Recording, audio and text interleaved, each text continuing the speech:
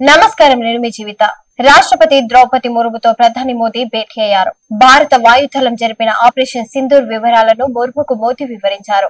Indian air force ఉగ్రవాదులపై విజయవంతంగా దాడి చేసిందని రాష్ట్రపతికి తెలిపారు. పహల్గాం ఉగ్రదాడికి ప్రతీకారంగా భారత్ ఆపరేషన్ సింధూర్ చేపట్టిన విషయం తెలిసిందే.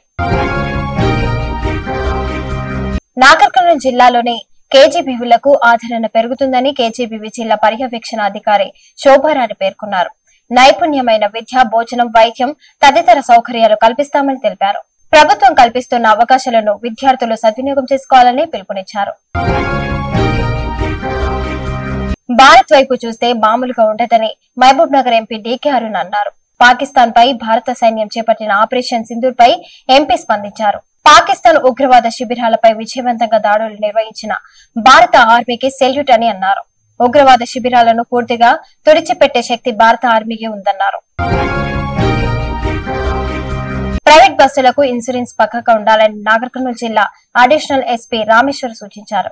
ఎస్పీ వైభవ్ రఘునాథ్ గైక్వాడ్ ఆదేశాల మేరకు ఈ రోజు పట్టణంలోని మంతారి చౌరస్తాలో ప్రైవేట్ బస్సులను తనిఖీ చేశారు. ఇన్సూరెన్స్, ఫిట్నెస్, ఇతర పత్రాలు లేని ప్రైవేట్ బస్సులను సీజ్ చేస్తామని హెచ్చరించారు. నెంబర్ ప్లేట్లు లేని వాహనాలను సైతం సీజ్ చేస్తామని పేర్కొన్నారు. Thanks for watching.